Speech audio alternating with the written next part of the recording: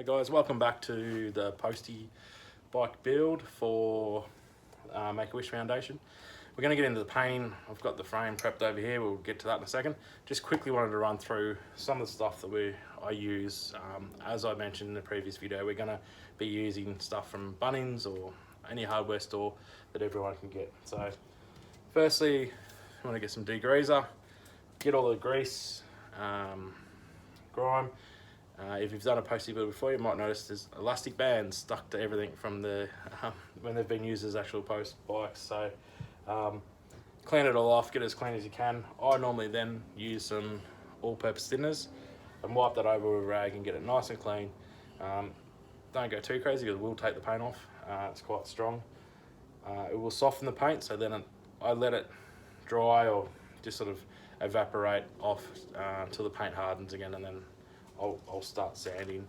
I use some 120 to start with. Any rusty spots I will try and rub back to bare metal.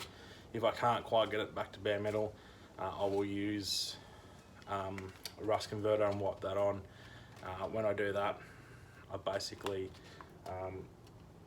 convert the rust into metal again. Or, when it goes black, you know it's right to go. Sand it up. For the priming, I don't go any further than 120. I think that's enough just to get the primer on. It actually is abrasive, lets it key into the surface. This is a grey primer that I use, just a Dymark grey primer. It's got corrosion inhibitors in it, so it will help with the rust. And then this one, everyone's going to have a different opinion on this one. The colour of the Postie bike in the rail can, what can you get? What is the closest? Well, for me, I've done another build. I find this one to be a good paint to use. Dries quickly, got a really nice gloss finish on it. And it's a paint primer itself, so it covers a bit more. Like if you get any imperfections on other paint, it will fisheye or bubble up on you. This stuff, I find if I just mist on a light coat first, then hit it again, you don't get that fisheyeing. And it's pretty strong, like it dries, to a hard wearing surface. So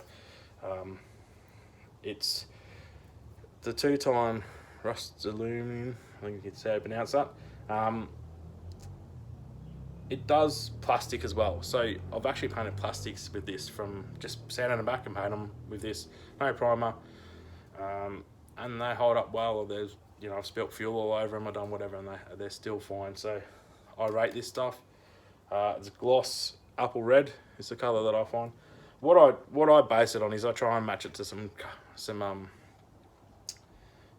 plastics that I've got that I'm trying to match the colour to, because I don't want to paint all my plastics if I can avoid it. So I've got this original 6-volt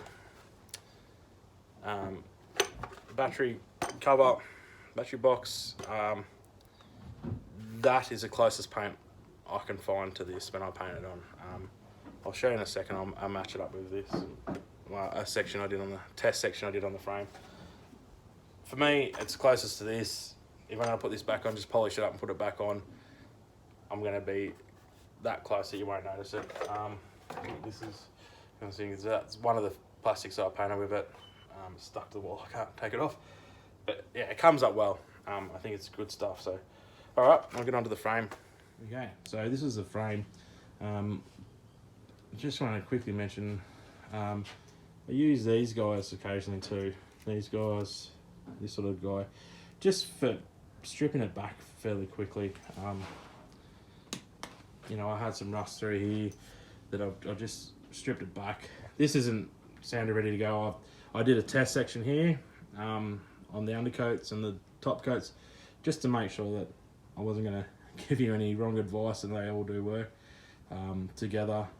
That's really nice finish. Don't worry about this section, I haven't been sanded properly, but this tube comes really nice. You can see I've tried it a few different colours to get that colour right. Now, as I mentioned, that's the battery box that I'm trying to match, and you can see pretty close colour match to it. Once it's all polished up and cleaned up, it'll be pretty good. So That's the colour I'm going to go with. Yeah, I think it's the closest for me.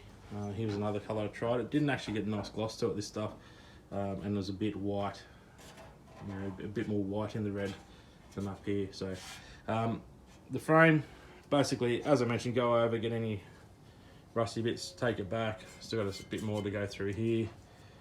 I'm going to mask up the original VIN plate. I'm not going to take it off. It's on there with the original pins. I just think I'm better to do a neat job of masking it and paint it and leave it as it is.